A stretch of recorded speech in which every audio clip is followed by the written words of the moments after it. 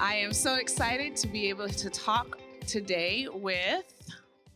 My name is Dr. Adam Clark, and I'm the superintendent of the Mount Diablo Unified School District, located in the San Francisco Bay Area.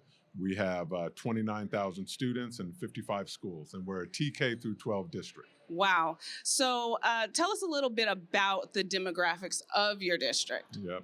So our demographics were roughly 42% Latino, roughly about 20% Caucasian, 10% Asian, 3% African American, and failed to notify or other makes up the rest of the Very good of the population. Very good. Now we are talking about literacy, science of reading, how we accelerate reading achievement. Yeah. I would love to know what strategies you're using to accelerate reading achievement in your district. Right. So first of all, what we're doing is you have to make it a priority, right? So it is something that I talk openly about with our governing board. We have open discussions in public so that everyone understands that this is our expectation. And this is what we're really going to be focusing on. So what we're doing currently right now is we are undertaking a huge training initiative to train our primary teachers in the science of reading. And so we have some train the trainer models that we're using that we're finding is being very successful. We're paying our teachers to go and get trained. This is something extra. So that's also when you're doing PD, and it's something as important as literacy, you can't just pile that on with everything else that they're doing, right? So you have to make time, you have to set aside the resources to be able to meet that need. Another thing that we're doing is that we are really working on identifying a dyslexia screener. So we have, no joke, we have about 5 pilots going on right now. Wow. We're doing some work with the University of California in San Francisco. So they're one of the cutting edge leading institutions in this work. And we really want to find a screener that will give our educators the information that they need to be able to really help our students get the resources that they may need, or just to eliminate some things that may not be there, or bring some attention to some areas where it is. Oh, absolutely.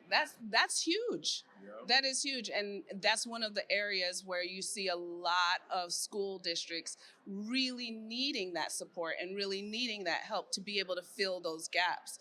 So how long have you been in your district? I've been in Mount Diablo for 4 years. Okay. Yeah. And in those 4 years, have you seen a lot of success with the strategies that you're using? Have you had to pivot?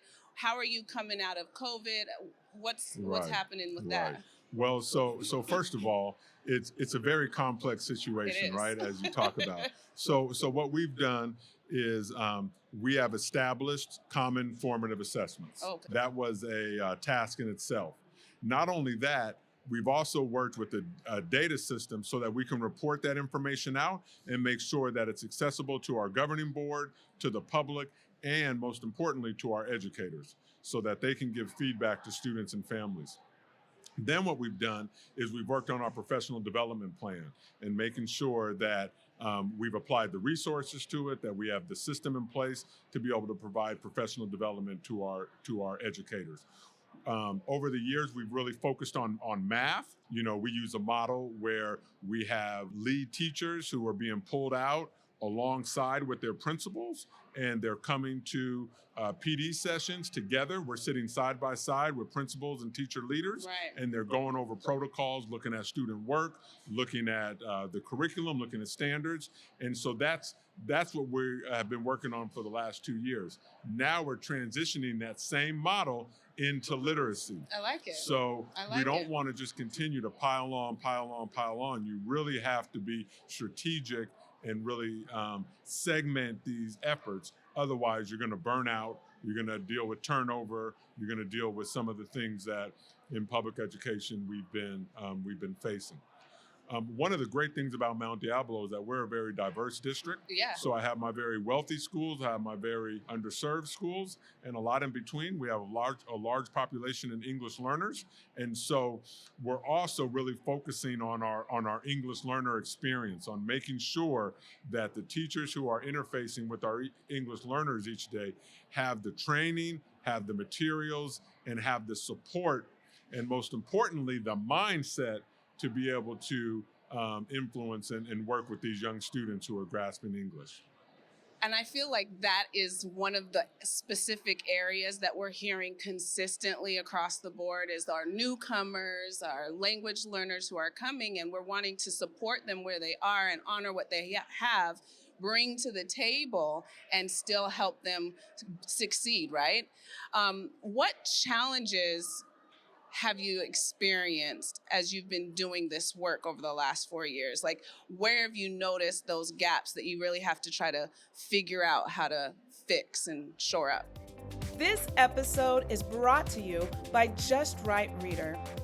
A critical component of a high-quality explicit phonics program is applying developing phonics skills in real connected text. Decodables give children opportunities to read successfully and independently from the moment they begin learning phonics. For beginning readers, experiencing the joy of reading success is highly motivating and accelerates achievement. To learn more, visit justrightreader.com. There's no shortage of challenges everywhere from relationships with labor partners to contracts to probably the biggest challenge is mindset. It really is that growth mindset versus the fixed mindset. And what we see is you'll have a school or you'll have teams of grade level teams where the mindset is a growth mindset, but then we can't sustain that all the way through the experience. So where we see our students make gains in one area, then the following year it may dip some, just because of, again, there's a lot of factors to it. Obviously we're in a teaching shortage. So an experienced teacher versus a brand new teacher, a teacher on emergency credential through a nationally certified teacher. Like that's that consistency that's a huge challenge in making sure that we're meeting the needs of everyone, all the students that we need. The other thing is our materials. Right. Since I've been there, we've updated our social studies, we've updated our English language arts, we've updated our science curriculum, our world language, and so math is the last thing that we have next. But we were using outdated materials for years, and so those are the types of challenges that we run into. What kind of materials are you using specifically in literacy that are helping you with the science of reading and all of that data and research that's going on? Right. Well, it really is just from our adoption. So it's just the grade level curriculum, and that's something that really is important because we have educators who are committed to the work, and oftentimes they rely on what has always worked for them. However, the students that we're facing today are not the same as the students we faced yesterday because of the resources, because of AI, because of technology, because of cell phones, all those types of things. So making sure that our teachers are using grade level board adopted California state standards is something that really helps us. And in that way, we can measure what's working, what's not. Before, when it was all over the place, then it was hard to pinpoint like where those gaps were and where they were coming from. Right. Well, this has been really great. I have one more question. Great. If district leaders, administrators, teachers, educators, we get so much information thrown at us, right? Yeah. There's so much information. There's so many strategies out there. The real question that I have is, if you were going to sit down and give me, an educator, a leader, 2 pieces of advice that you say, this is the advice you need to take, what would those 2 things be?